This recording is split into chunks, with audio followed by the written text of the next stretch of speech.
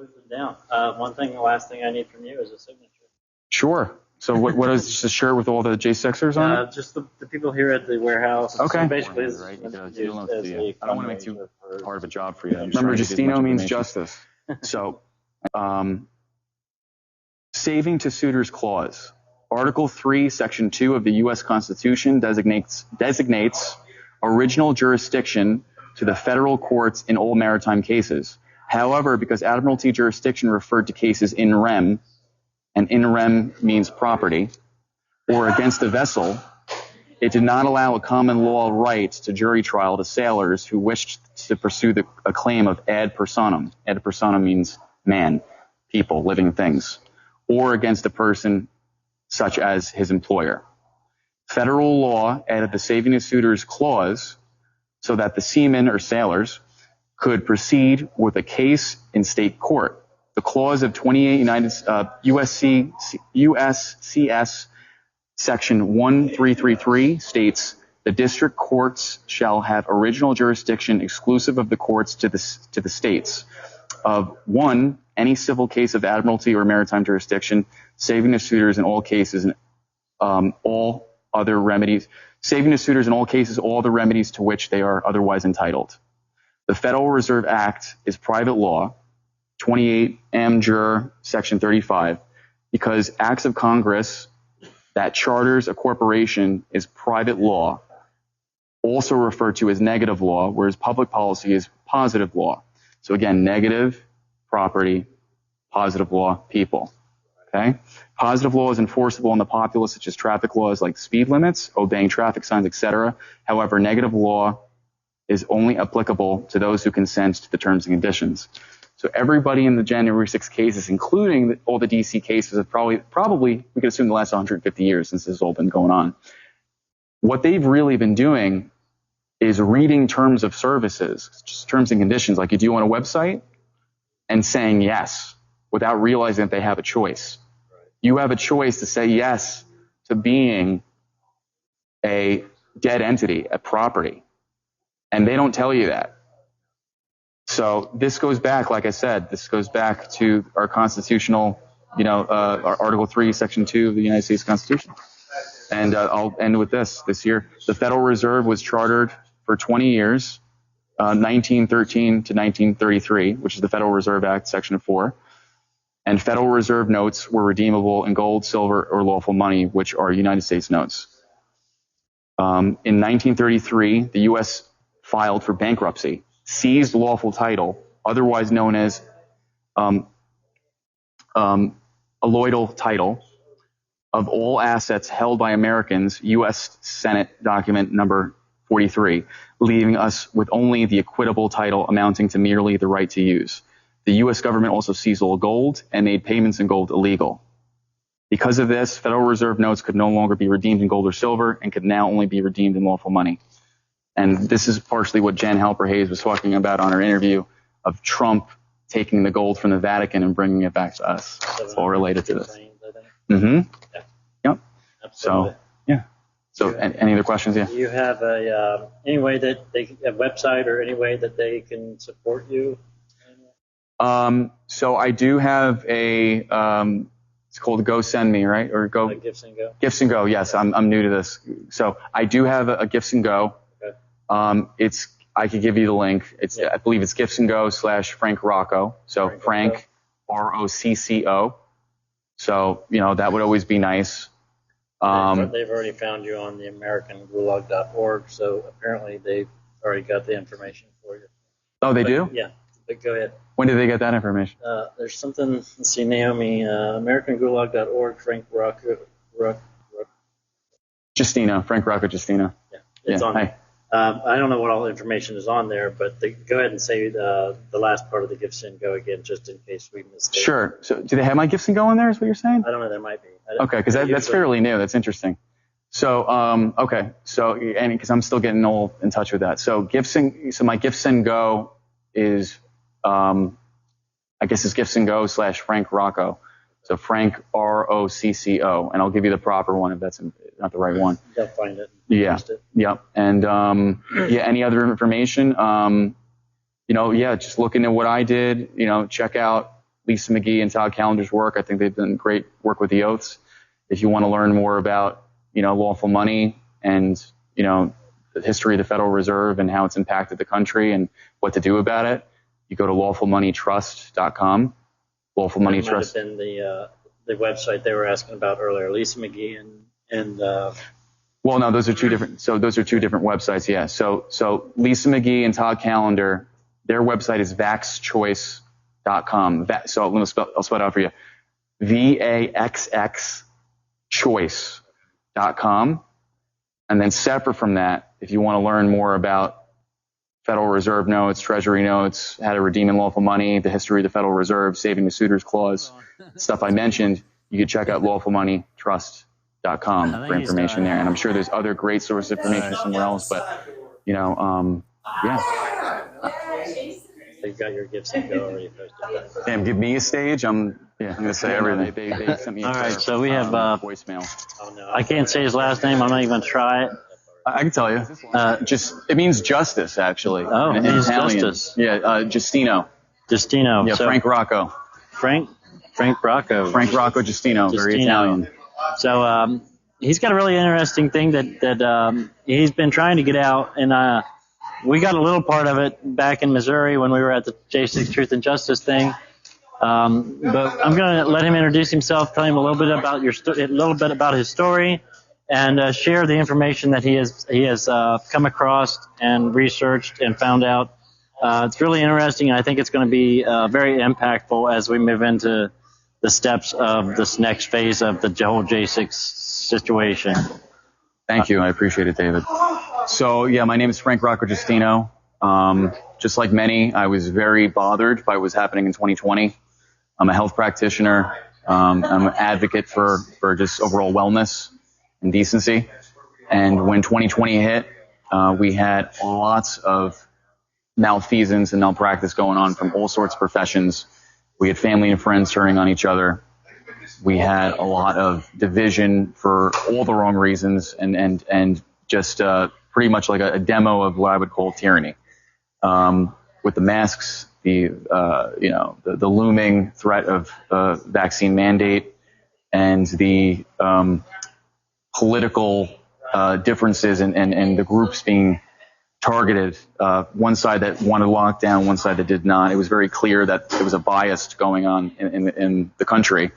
And a lot of people who saw what was happening very quickly. I mean, the lockdown happened on my birthday. I knew exactly what was going on and what they were trying to pull. So I saw doctors break their oaths, medical practitioners break their oaths, hurt their patients. I was seeing police bending the knee. I was seeing police arrest people on charges that weren't really lawful charges, such as trespassing. When people really weren't trespassing, they were simply just going into a building, without a mask, without a suffocation device. And then you had postmasters that were messing with the mail and screwing with the mail-in ballots.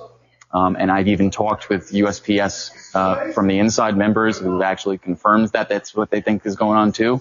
So this isn't just some, people out there, crazy people saying that things are going on that really aren't going on. That was actually happening. So like many who appeared on January 6, 2021, those were my reasons. It wasn't even about Trump because I went into 2020 not even a Trump supporter. All right. I was not a political guy, but I did understand what right was. I understood what basic human decency was, and what I was seeing was not representing that. So I ended up supporting Trump. I loved what he was saying about chlorine dioxide, which is his quote-unquote bleach, because I was actually familiar with it for 10 years. I witnessed a man actually cure his own cancer using that stuff. So it works very well, and I actually saw him progress each week. So it was January 6th, like any other day. It was a really wonderful day before everything happens that we know of. A lot of different people, really diverse, great crowd, a lot of camaraderie, clearly different emotions going on because of what was happening. And it was really just a lot of passion and love, and it was the biggest thing I've ever seen in my life, bigger than any concert or festival or anything I've ever seen. And I tell this every time I talk about this. I saw a booth of Chinese natives who came from China, and they were warning about Chinese communism and why they support Trump right in the rally, right in the January 6th protests, right along the street. So you have people from all over the world supporting Trump at that point in a way that has never been seen before, even outside our borders. Right. So I was one of the first people at the Capitol because I wanted to be there because I wanted to get ahead of the crowd because it was a historical moment. And, I kind of compare it to maybe, as if I was going to try to get front row seats at a show or a concert or something like that. And when I was there, I have footage of me standing in the crowd. And I went there alone, mind you. I didn't go there with anybody that I knew. I took a bus. And it was us getting tear gassed before we knew it. We were getting gassed. People in the crowd, including myself, didn't know why we were getting gassed. We did see a small group of agitators all the way in the front that were doing this to the railing. They were holding the railing and they were instigating the police, but it was almost like an act. They were like kind of going back and forth. Right. So we're all looking at like, who are these black sheep? Who are these people that are acting like this? It was so clownish, like anger over the election or not. It was just so artificial. And then the tear gas started coming even more. People were getting hit. I eventually got hit. It affected my lungs for like 3 days. And then before I knew it, things got really rowdy. It was like a mosh pit. And I almost got crushed at one point. Okay. I'm not the biggest guy. I'm strong, but I'm not huge.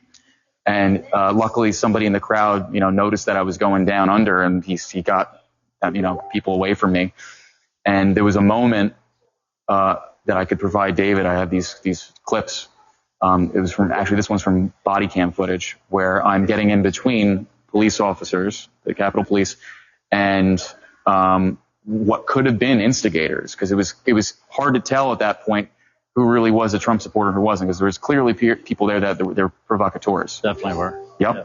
So I got in between them, and I was trying to tell the cops, please, please, please, we don't want to hurt you. Please stop talking about people that were there that day for the right reasons, including myself. And then I turned around to the crowd, and I looked right at who could have been agitators, and I said, stand down. So I was trying to stop the riled up crowd that day at that point.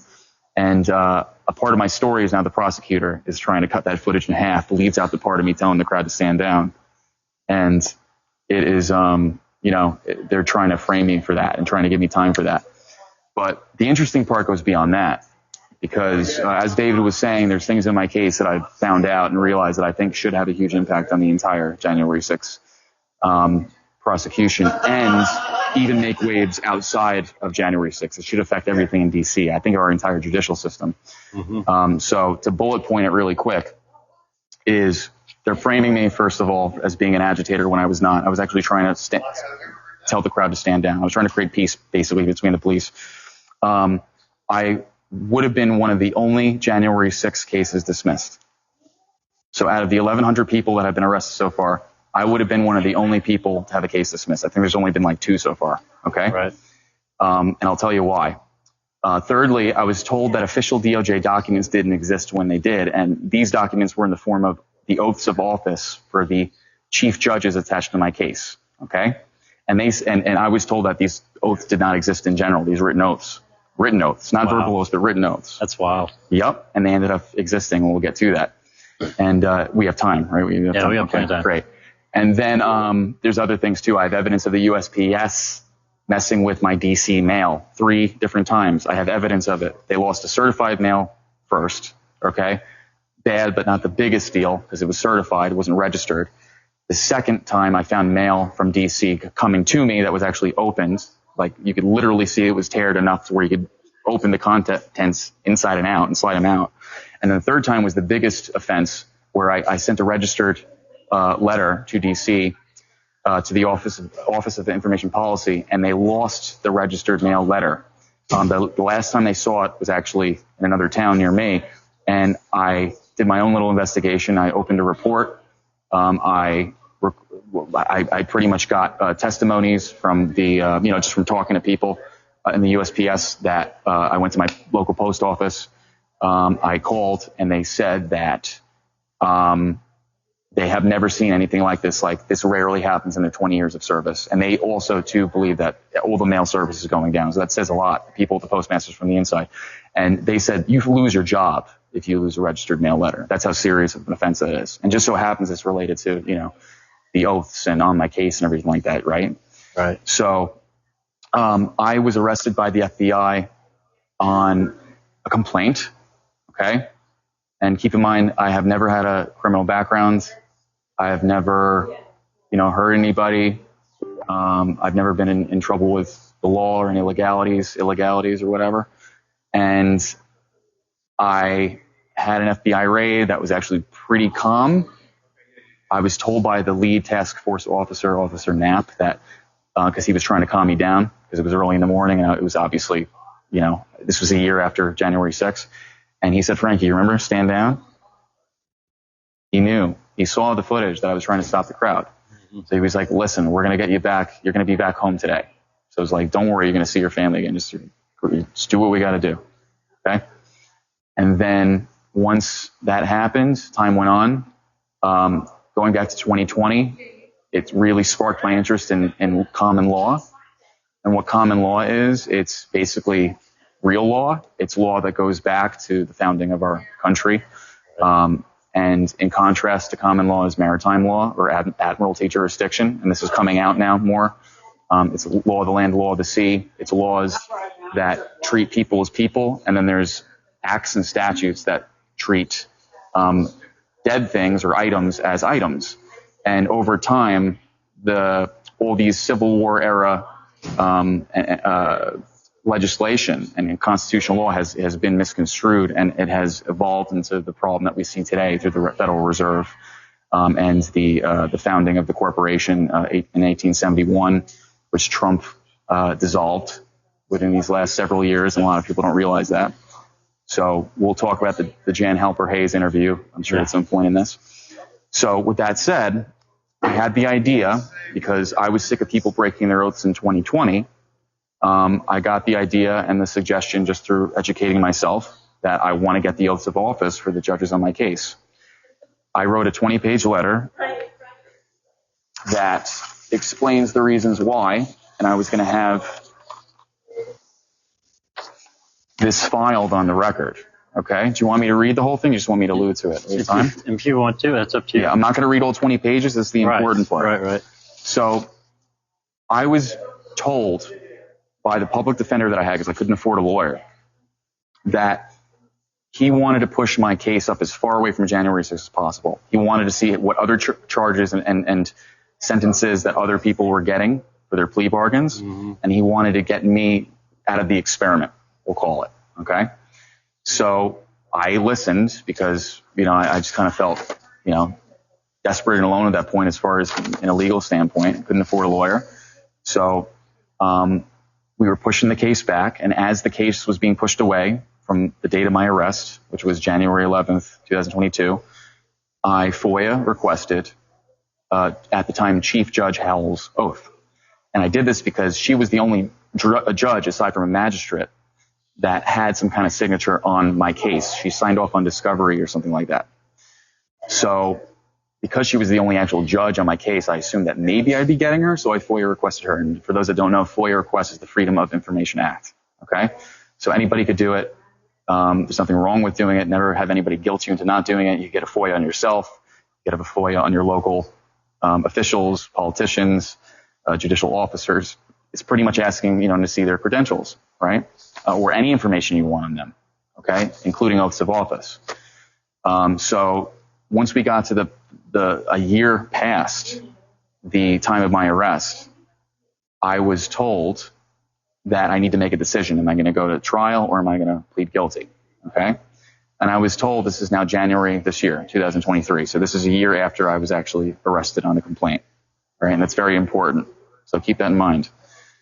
I was pretty much, I think, forced, and I didn't even realize it at the time as much until later on. I found out why.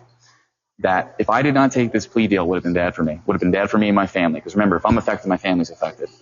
So I was being told there's no justice in this system. That's what the public defender said, is there's no justice in this system. I was told that if I don't take the plea, I'm going to be put in front of a jury that is not going to like me very much, and I'm absolutely going to lose. Wow. Okay? I was told, and that's true, but he's telling me this. Right. And then likely. And 3, I was also told that DC jails are not very nice. They're very inhumane. So I took all these things as threats. Right. Even though he might have been telling the truth, they're basically threats. So he's basically saying, if you want to not get jail time, because he's saying I'm not going to get jail time if I take the plea, then you should probably go with the plea, because it's in your best interest not to piss off the judge or go to trial or something like that, because you're going to be in a place you don't like, okay? So clearly somebody who's in a highly politicized case, who is FOIA requesting an oath of office for that reason, is going to be somewhat intimidated by that, okay? Especially with no legal background. I was not as educated, even though I was looking into law stuff at that point. So I reluctantly, under duress, took the plea.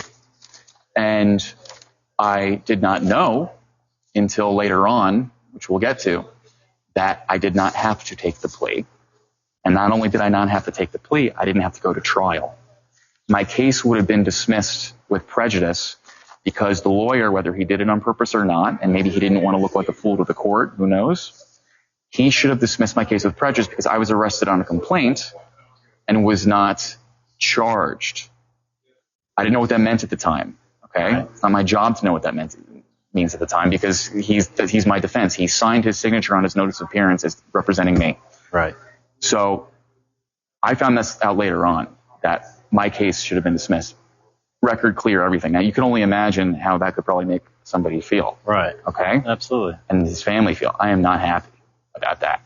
So I'm say it again. It's your attorney, whether it's public defender or whatever, to act in your best interest, not the prosecution's best interest. Correct. And he was talking with the prosecutor that whole month about the guilty plea, setting it up. So the prosecutor had to know about the lack of a charge for a year too, I would assume. Yeah. Right? You can only assume because they're talking to each other. It's a racket. Yeah. So that, legally speaking, is one of the biggest parts of my case. It's not even the biggest, but that is the biggest from a legal standpoint.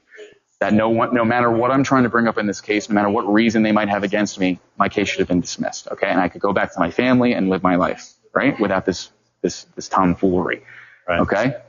So, and I never use that word, so you know I'm serious. So basically, I had this FOIA request pending because I did not want to go to arraignment, a guilty plea, a sentencing, until I had this oath. So I didn't feel safe. And this is what I wrote. Because I told, I'm going to back up a bit. So my FOIA request never was fulfilled, never got the oath. So I decided to finally bring up to the public defender that the oath I'm looking for. So he's like, let me look into the oath for you. He went to his colleagues and the prosecutor himself over the course of a week. And he emailed me back saying there's no written oaths of office. I confirmed it. He says that I have it in writing. So I got receipts on everything, by the way. Everything I'm saying is documented. So there's nothing I'm saying unless I specify otherwise that's not written. So now I'm being told by the prosecutor, allegedly through the public defender, that there's no written oaths of office. Okay? So I told him, I don't know if that's true because I'm pretty sure I've seen them before for DC judges. I got to look for them again because I've seen them before. So he's like, all right, if you find them, send them to me. So I said, listen, if I find them and send them to you, can I write a file on it too and you'll file it for me? And you could tell he was really hesitant to say yes, but he said yes. I said, sure. Yes, sure. That was over the phone. That part was not written. So I write up a 20-page letter. And now this is not 20 pages. I'm not going to read the whole 20 pages to you because most of it is actually pictures. Because in the 20-page letter, I talk about my efforts to get the oath FOIA request and how the USPS lost my mail and everything. So I actually documented that in the letter too because I wanted to show the court just how hard I was trying to get this damn oath. Right. Not to stir the pot, not to piss the judge off, not to piss anyone off, but for my own defense because that's my right. I'm hitting the mic. That's my right because if you want to feel safe with any kind of professional, right? What do they have? They have some kind of license or oath, right? And there's nothing wrong with you asking that. They ask for our credentials all the time. I mean, they're asking me before even proven guilty to submit a bank statement, my employment status, my surveillance every month. Sometimes they'll come to the house randomly. I mean, they're doing this to January 6ers like me before anything's even really solidified. So it's bad that they do that, but I mean, it's good they do that, but it's bad that I suggest the oath, because I was suggested by the public defender that if I ask for the oath, I'm going to piss off the judge potentially, and that's like asking for his papers. And he says that the judges have oversized egos. Again, this is all in writing. Okay. Wow. So it's like, who cares? Like, it's your job to uphold the Constitution and represent a court of law fairly, impartially, right? So it's bipartisan, right? And I wasn't seeing that, and that's why I was getting the oaths. So I wrote this letter, and I said, can you please file this? And I'll tell you what happened next. I've been told by my attorney that he and the prosecutor believe that I am unable to receive my request for any judge's oaths of office in written form before the court prior to my arraignment hearing, where I will be given options to plead or go to trial. Due to the nature of this plea bargain, I am expected to make this decision in accepting a sentence without knowing the exact extent of what I should be ultimately receiving. Therefore, I am extremely uncomfortable signing anything without knowing the verified qualifications of the court first, presiding over such a sentencing process that will determine the outcome of my situation and my life. This has put undue pressure on my right to view and request a properly certified oath of office for Chief Judge Howell during the months up until very recently that I've spent without a judge yet assigned to me because I had not been arraigned. So, for those that don't know how these federal plea bargains work, they give you a guideline. So they could tell you that your lawyer could tell you, your attorney could tell you that, this is two different things. Your attorney could tell you that you're not getting any jail time, but if the plea bargain says you get a maximum of 6 months, they could switch that around on you last second. Because I'm hearing all over the place tonight, yet last night, from other people that these public defenders are turning on these J6ers last second. They'll tell them that they're not going to get one thing and then they get the other. So this is exactly why I felt uncomfortable here, because I'm supposed to accept a plea that I don't know it's not a bargain. It's not a bargain. Mm-mm. Before I make my choice, please see my good faith effort in order to acquire the oaths of office for judges, the oaths of offices for the judges on my case, and not to mistake this demand as combative towards anyone in the justice system. As stated in my FOIA request, this is intended to improve the justice system through public understanding of the operations and activities of the federal government in order to fully comprehend the nature of the judiciary and judicial officers presiding over these hearings. I believe I cannot be arraigned until I understand the nature and cause of the prosecution in court, so it's only appropriate that I can be informed about any fidelity bonding, fidelity means trust, regarding said judicial officers. So an oath is a fidelity bond, or you can just call it a bond. It's a contract. It's a trust bond. You trust the judge with the oath, he trusts you back. Pretty simple math. And as you can tell already from this paper, I'm being very nice. I'm being very respectful. I am providing evidence of my due diligence below with my good faith attempts at FOIA requests mailed to the Department of Justice, the first copy of which was already acknowledged by the USPS to be stuck in transit despite a USPS tracking number delaying my request. This was after my request attempts to FOIA online, which was deemed improper. So I had trouble FOIAing online. That's why I mailed it physically. It's probably better to do that anyway. Yeah. A follow-up second FOIA request for the Department of Justice was needed to replace the first.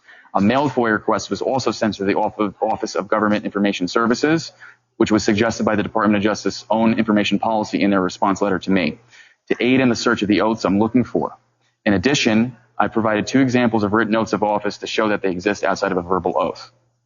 So I'm being told there's only a verbal oath, there's a written oath, and the Office of Information Policy, they told me, because they responded back to me about Howell's oath of office, that this is unusual that you're asking for this, so this might take a bit more time. So when you FOIA request, by statute, if I remember correctly, they need to respond within 10 days. And if they can't get the request to you within 10 days, it's unusual circumstances. It gets put on a complex track. That's what happened with Howell's oath. So they said, this is unusual. You're asking for this judge's oath. You might not get it as quick. Wow. So I made the attempt, and everything's about intent. My first online attempt below was deemed improper. This led me to writing my FOIA request in an effort to finding the proper written form of the oath of office to validate the court through judge fidelity bonding. Exactly what I just said. And then this is the end of the letter. Here is proof of the existence of written oaths of office, which I attach to the bottom of this letter. And I'll actually put it right here. So I'll hold these up in a second. So here's the proof of the written oaths of office, which at this point I'm being told don't exist. With these 2 in particular being from the DC USDC. These are not unlike the oaths I've been trying to obtain. In order to verify the fidelity bond for the chief judge who signed off on my magistrate case, for example, I would need to see a written oath in good faith.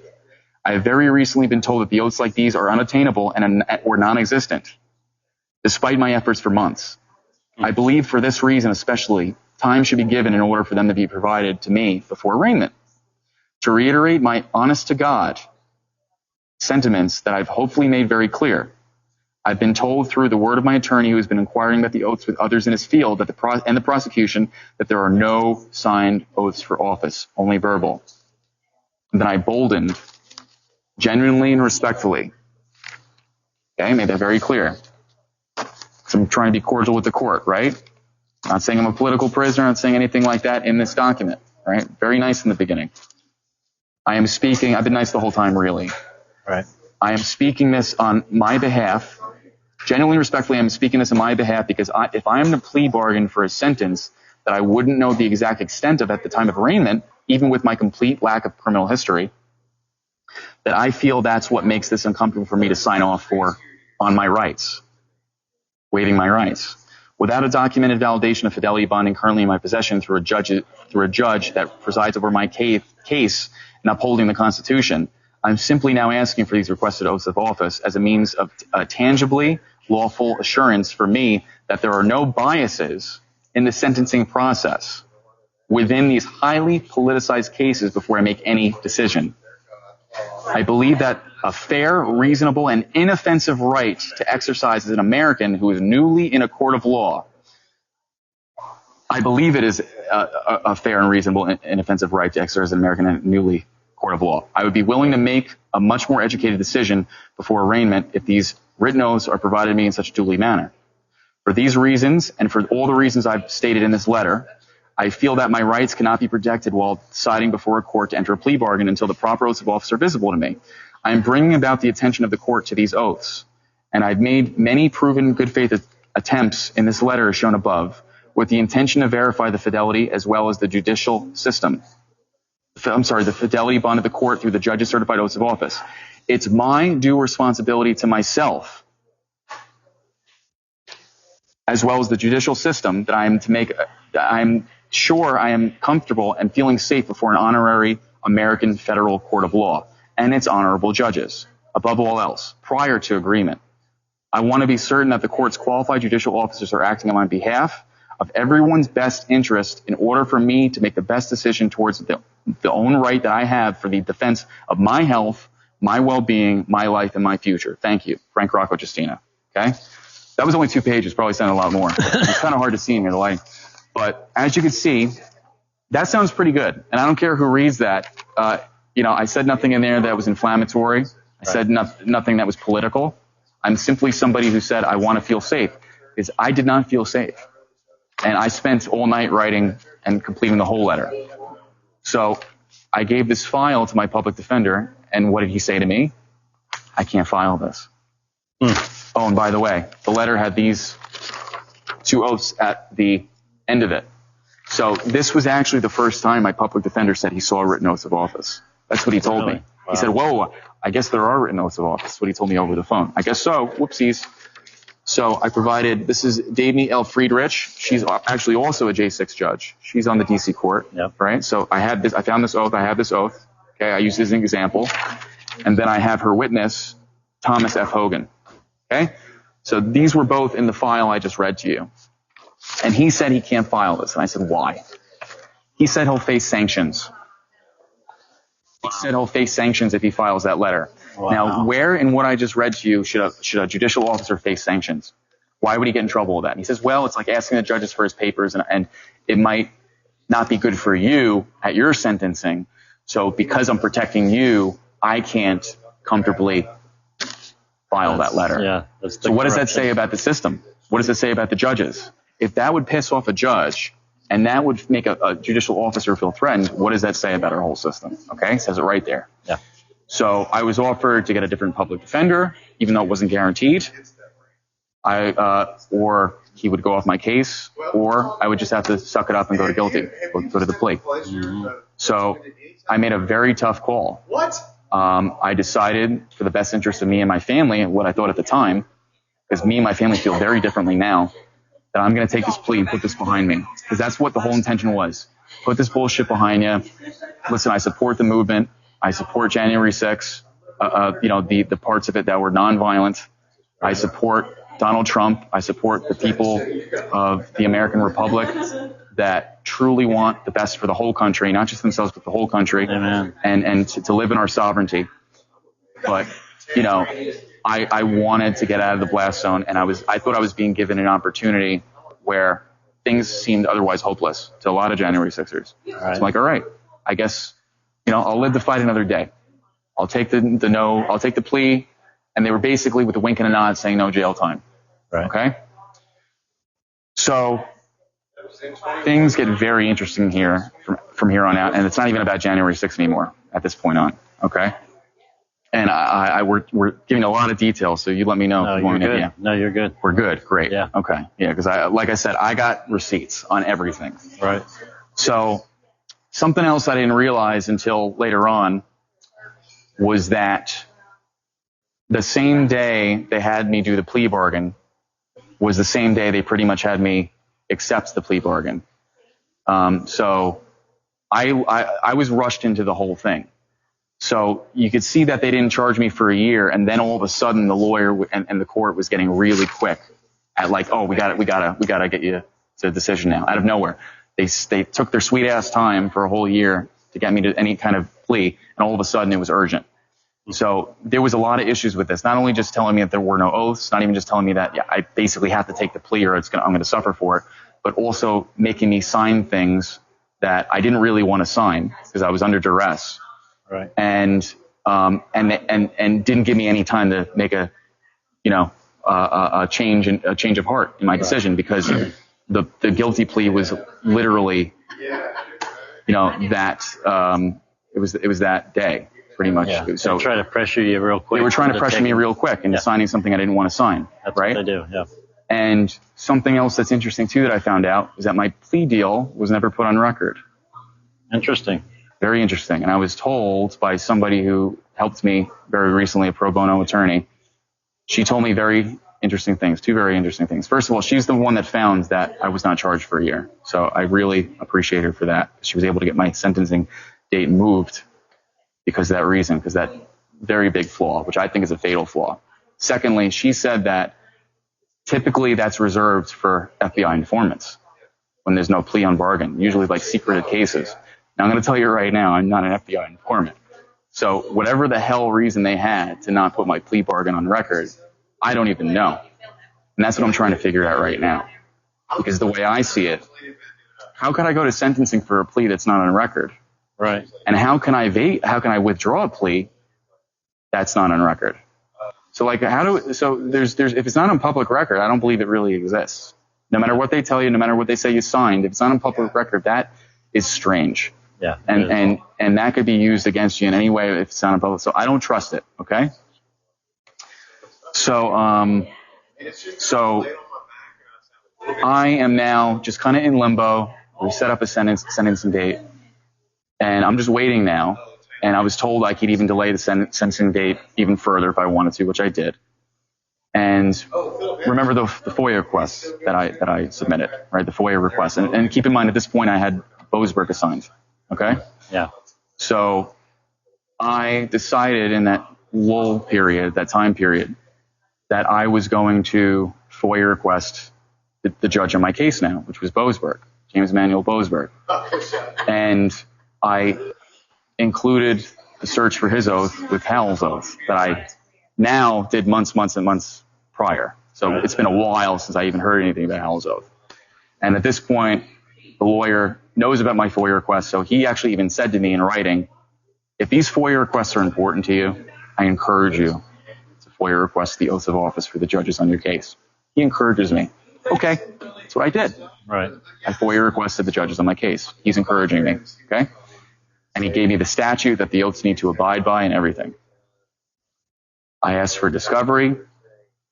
I asked for transcripts. I asked, and he asked me for a pre-sentencing debrief. Okay? None of these things happened. They were never accomplished. I saw the discovery footage of me telling the crowd that was riled up to stand down, who I thought were agitators. in his office. I really wanted that copy. I wasn't getting it. I wasn't getting anything. So a bit further in April, there was a article that came out of a firm and an organization called VaxChoice.com. And this is Lisa McGee and Todd Callender. And Todd Callender is the founder, the attorney of the firm, the main attorney. And they help each other. Lisa McGee does the researching into things. Right. They've helped a lot of people with vaccine-related, issues with the mandates going on. And they were doing something similar to me where they were FOIA requesting oaths of office. And what they found was that in April, and this is from April 14th, they have an affidavit, and it's a writ of I hate Latin because I always screw it up. A writ of quo warranto, okay, that they submitted to challenge public office, officials. Right. And they found that all sorts of officials, including Merrick Garland, who's hot right now, and with what's going on, is either missing or has a defective oath of office. Interesting. So this is what they actually did. You can look it up. And there's an article on it, and this is their affidavit. So this is Vax Choice, and this is the list here. And there's a bunch, including Kamala Harris, missing an oath or an improper oath. Okay, so this was their work. So there's already stuff going on, about this oath stuff. I'm thinking about my own oath stuff. Like, I FOIA requested. I'm not holding my breath. I'm expecting to never see these oaths ever. Right. And then a couple weeks after this article, actually, even. And a few days before my original sentencing date, before I got pushed up the first time, I received from the Department of Justice in certified envelopes 2 oaths of office with final responses. So it's telling them, how they went about doing it, and it was provided to me, and I had them in my hand. So I had Hal's oath, and I had Boasberg's oath, which is right here. So these were right from the Department of Justice. Now, remember, I was told by my public defender and prosecutor that these did not exist. Okay? So no matter what I say from this point on, keep that in mind. I was told that these did not exist. All right? Boasberg, Hal. Wow. Okay? So apparently these did not exist until very recently, according to my public defender and my prosecutor. Now, I want people to wonder why. How could they get that so wrong? Right. Including the DOJ prosecutor, where these oaths come from. Exactly. Very suspicious, right? So I have these oaths now. I'm very happy about it. I have a bond now to the court. I have something to hold their oath up to, and how they're going to work with me, how they're going to protect my rights, right, and how they're going to sentence me. And I tell the public defender, I'm ready to put these on record, please. This was my intention. The whole point of getting the oath was to put it on public record as a good faith bond. The show almost like a treaty, right? And maybe I even thought Boasberg would respect that I was doing that. And as soon as I started pursuing him to file on record, even with him encouraging me, he started ignoring me. And I didn't hear from this man for 5 weeks. Now keep in mind, I have a sentencing date coming up. I didn't hear from him until a week before my sentencing. No preparation. Nope. No pre-sentencing debrief. Nothing. No pre-sentencing recommendation. No sentencing memorandum. He prepared none of those things. Wow. A week before sentencing. Could you imagine that? So why? Why is the public defender all of a sudden ignoring me because these came in, including pretrial services? They started ignoring me a little bit too. She was also being strange. And I requested that they reach out to my public defender, and I don't even know if they really did. They say they did, but I don't know if they really did. Right. So it was very highly suspicious. Okay. So I'm kind of freaking out now. I'm trying to, go through stuff with family. We're going through a move, and life is busy as it is. I'm feeling the anticipation and the anxiety of the looming sentencing. And now here's this public defender that's not even around. Okay? So I took matters into my own hands, and I took the oaths document 36 on case number 29 CR16, and I submitted my first filing on my own into the court. I did it around the public defender because he was not doing it, and I didn't want to wait any longer for it to happen because now already a bunch of weeks passed, 5 weeks. Okay. Yeah. Because when you have something on record, it gives time for it to ruminate on record. It's, if it's put last second and things happen, it's like whatever. So I also terminated him on record.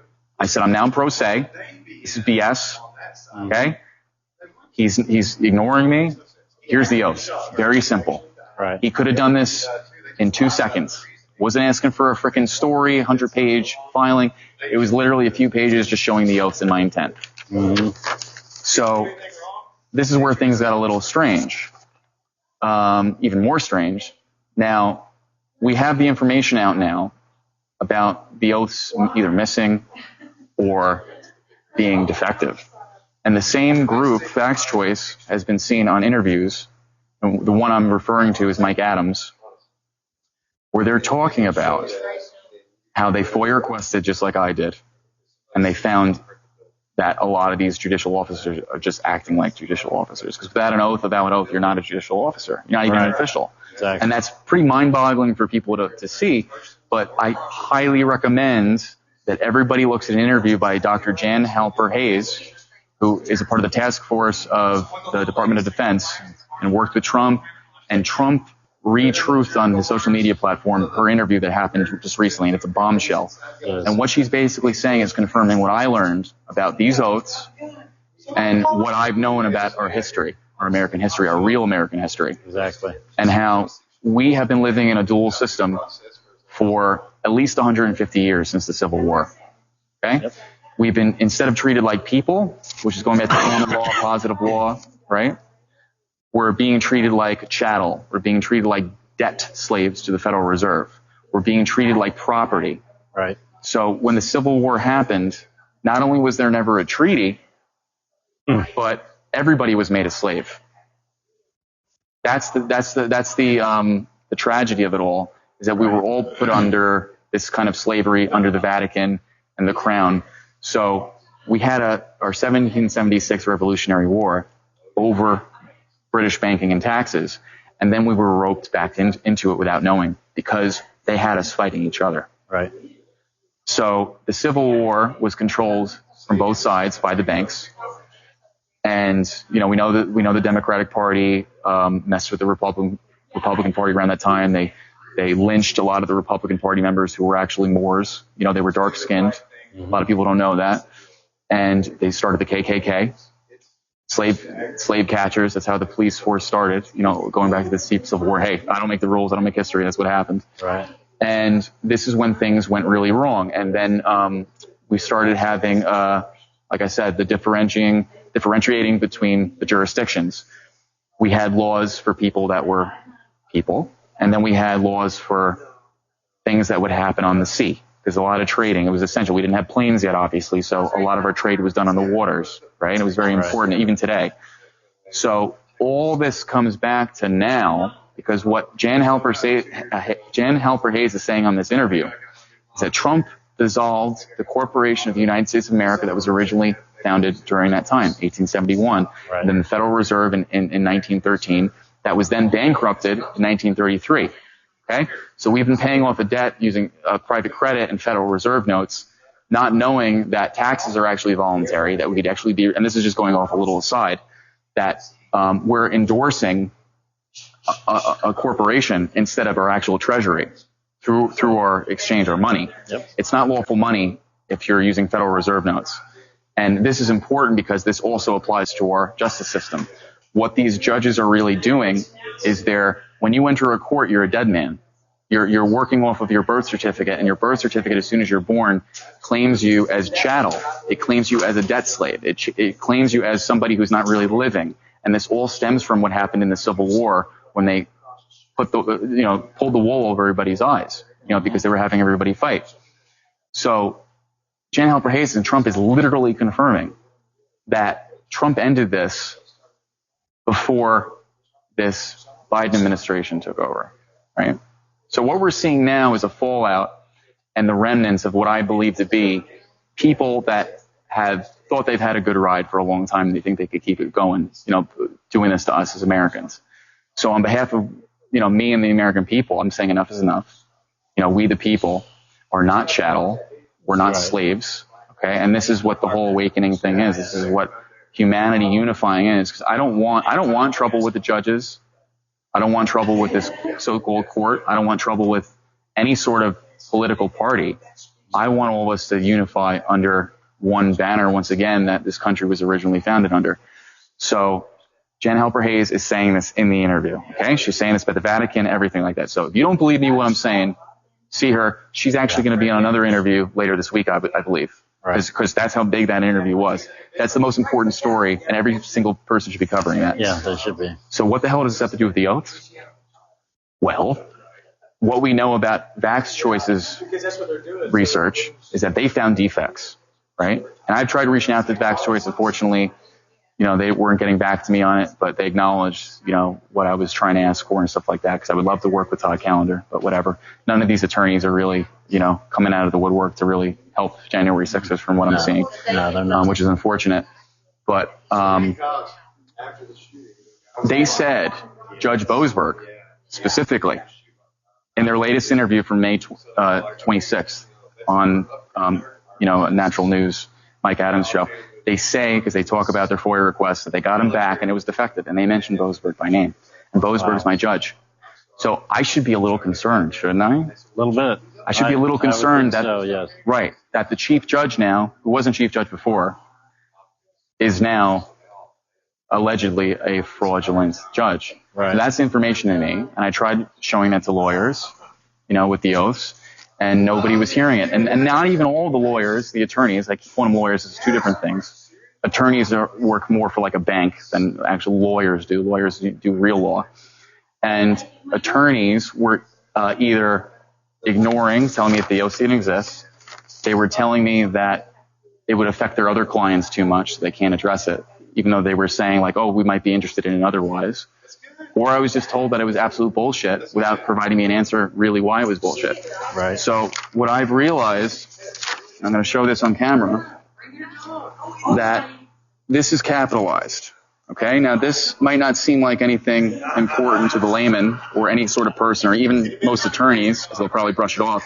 But an attorney's job is to look at a contract for any defects, right? That's basically what attorneys do all the time. They read the fine print. What part of it are you talking about? The So Help Me God? So Help Me God here. See that? Yeah. So you guys see that? The So Help Me God is capitalized at the end of that. Yes. So Help Me God is capitalized. And now we're going to go back to the Civil War times. So this is significant because, first of all, anybody that says these Civil War rules around this time period don't matter anymore are lying.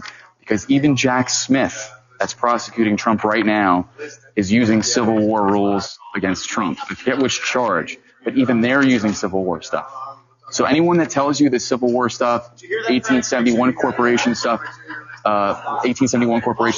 BS, no. You gotta look further into our history, okay? So there's something called capitis, and I always mess up the Latin, we're just going to call it the capitis. Diminutia. I always mess up saying it. So you could also call it the capitum. Okay? And what this means in law is that how it used to be, when you change the capital letters of a name, you actually change the meaning. So we used to capitalize, after the Civil War, corporations, like businesses, slaves, and prisoners of war. Okay? And this all started with Civil War times. So what do those three things have in common? Prisoners of war, slaves, and businesses, corporations. Well, they're basically property. Right. That's where it started. So there's legal significance to capitalization. Okay? And that's what I'm trying to bring forth here, because I was made to my attention, and I'm assuming other people found this too that have listened to oaths, that the DC judges, especially the Obama-appointed judges, changed their oath of office to So Help Me God capitalized. And this is the real law. This is the statute, and the public defender actually even told me that this is what it was supposed to follow, and I have that in writing too. He said it has to follow this. Okay? He didn't specify anything else, but he's showing me this. I'm only listening to what he told me. Right. So it says exactly what it says on the oath. To an extent, this is actually a combined oath. There's like two statutes in it. But for the section 453 part, it says, so help me God in lowercase. Okay? So this is what it should be, and this is what it is. Now, let's say it didn't mean anything. If I ask a lawyer why did they capitalize it, I'd like an answer, because it is weird. Why capitalize just that one last section here? Why do that? Right? Right. Like, but they can't give you a proper answer. But I'm telling you, it goes back to what Jan Helper Hayes is saying about the corporation. Yep. So this ties into what Dr. Jan Helper Hayes is saying, and I hope she sees this, but because it would help everybody. Yeah. So, but the fact of the matter is, no matter what the context of them changing "So Help Me God" is, it's changed from law.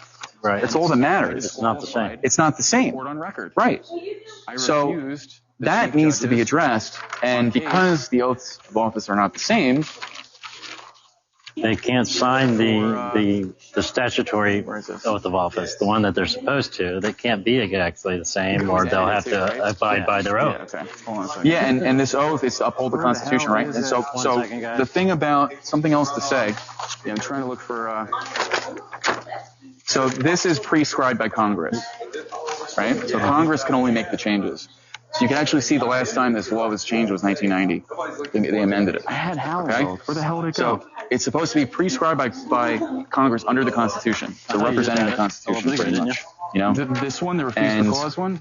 Because how the court was treating me, they weren't talking to me. I wasn't getting any answers about the oaths. I wasn't even able to ask questions about the oaths. I didn't know what was happening with my life, sentencing. I decided to take matters into my own hands, and I disqualified the court on record. I refused the chief judges on case. You could do a write-up? Yeah, no, definitely. So, all right, so I'll start back. I'll just start. So what I did was I took matters into my own hands because I was being ignored. And nobody was edited too, right? Yeah. Okay. I refused. Where the hell is it? 1 second, guys. The judge on my case for for pretty much going against his oath, for changing the oath. I wasn't getting any answers on anything. And oh wait, one more thing. Sorry. Wait a second. I'm thinking in my head. Where the hell did it go?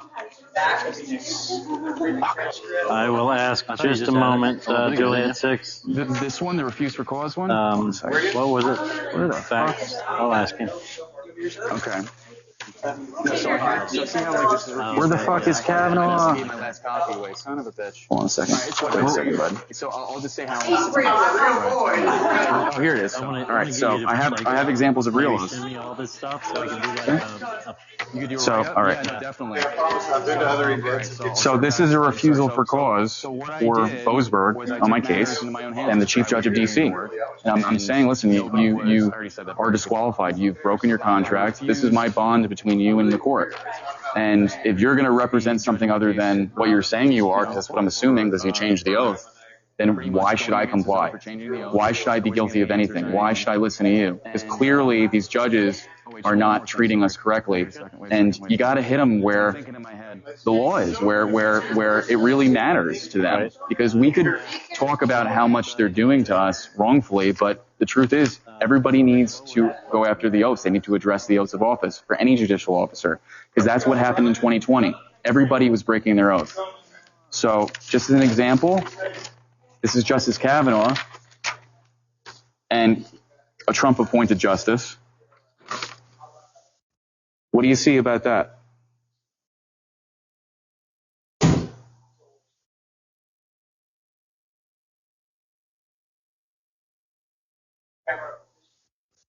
So help me, God's not capitalized. Correct. Interesting. Rehnquist, who is also a justice. Not capitalized. Not capitalized. So clearly, there's some kind of difference going on. Right. And I'm putting pretty much all attorneys on notice that they can't ignore this for much longer, because either they're working for the American people and they're protecting our rights and they're protecting January 6ers, or they're working for the court. And I'm tired of seeing it. So I went after I refused for cause. There's other things that happened that we could absolutely talk about another time too. But I had my sentencing date. First of all, the lawyer that was ignoring me, came out of nowhere all of a sudden. Like, oh, sorry, I was busy. Right. So you were busy for a month and a half and you did nothing for me? Okay. Right now he's coming out of the woodwork. And he says, do you want to change your sentencing date to a status conference to discuss what you filed? Because these are on public record. Okay? 23-16. The refusal is everything. And I didn't answer. And he changed the sentencing date anyway to a status conference. Okay? So he did that without my consent. Because I easily could have said, no, don't change anything. So it's like, okay, they really want to talk to me, don't they? Interesting. Yeah. So eventually we made it to the status conference, and I reluctantly talked to them because I had my suspicions about everything, because everything's so weird at this point. The court's ignoring me, right, for weeks. So I sit down in the status conference, and the transcript is on my docket, and I'm told that, do you want to go pro se or not? I'm asked if you want to go pro se or not, and I'm like, are we going to talk about any of the stuff that I mentioned in my filings? Are we going to talk about your oath not being conforming to statute? And I said this to Boasberg. I said this. I said, are we going to talk about your oath? Are we going to talk about any of the other issues I've had, such as the lawyer ignoring me? Are we going to talk about the prosecutor trying to frame me for the stands down moment? Are we going to talk about any of that? Nope. We just wanted to get you in here to get you pro se and to set up a sentencing date. That's it. You don't have to. We're not going to talk about anything. So the public defender lied to me once more. Said we were going to talk about my issues. Didn't talk about it. Got rid of him. And I didn't even want to give the authority of that, but they weren't letting me go pro se, right, officially on docket. So I told them that. I said, listen, this is wrong, and I don't agree to any of this. So they set up a sentencing date, and that's when I had some legal help with getting the realization that this pro bono lawyer found. Thankful to her that Gary McBride and Joe the Box and Tommy Tatum helped me get linked up here to get my case moved, because she's the one that found out that I was not charged for a year. So all this business would have been not even existent had that happened. Can you say again the attorneys that helped you, or was it an attorney? It was a group, the Bax thing. Bax Choice. So Bax Choice. Yes, Bax Choice is an organization, and they work with Todd Callender's law firm. Website or something that they have, or? They have baxchoice.com. Okay. You could contact them there about any oath information. I'm sure they'll be happy to give it to you. Then Todd Callender has a firm, contact. I tried contacting Todd directly. I didn't get a response. Even though Lisa did say that they would contact me if they ever wanted to, but I never got a contact, unfortunately. I would have loved to work with them. But regardless, they're confirming all the things that I'm saying right now. Right. And Dr. Jan Halper Hayes is now confirming this too. So this goes way back, people. This is beyond just 2020. This is beyond January 6th. This is literally what I believe, and I think many believe, that Trump is trying to do he's trying to bring America back to a republic. In fact, he already has. But now we're seeing kind of the parasites, wriggle their way out of the situation, I think. So that's that. So they moved the sentencing date. They're trying to get me sentenced still. And it's just a decision, is it going to be a sentencing, or is it going to be withdrawing a plea? My plea's not on record. So we addressed that before. How do I get sentenced for a plea that's not on record? How do I withdraw a plea that's not on record? Why did they not dismiss my case? And this is a question I asked everybody else. If my case should have been dismissed, I'll ask you this, David. If my case should have been dismissed with prejudice due to the malpractice of my lawyer, my attorney, shouldn't that get rid of everything else after that, no matter what I did? It should have disappeared. It should have disappeared. But no, they said, nope, you went to a plea hearing. Too bad. Your lawyer screwed you. Too bad. You got to do it anyway. Yeah, I don't think so. So this is what's happening in these J6 cases. They are literally entrapping people, good people. They are using public defenders as decoys. That's what they're doing. And that some public defenders are turncoats for their defendants, either at the sentencing, before the sentencing, like in my case, which probably would have happened at sentencing anyway. Well, another thing that's I don't even know if anybody ever realizes this, but public defenders and prosecutors and judges are all paid by the same people. It's a racket. They pass the ball. You're the ball. They pass you around. That alone in itself is it's a conflict of interest. Conflict of interest. Conflict of interest, and that's why these oaths matter, people. Right. That's why the oaths of your doctors matter. The Hippocratic oath, police officers, the postmail service. I got to tell you, these poor postmail people that really, people are surprised. The postmail, they have a lot of, there's a lot of heart in there. They really, the post service is very important. Mm-hmm. I mean, when people lose mail, that's a very big offense. Right. If it's in certain situations, such as the registered mail being lost. So there's really good people who have sworn under oaths to protect the Constitution and protect the communities, and they're seeing people that are not doing that and going against that and getting away with it, seemingly. I don't think they are. I think everything's one big sting at this point, because how can there not be? How can there not be everybody seeing all this go on and people not being held accountable? Exactly.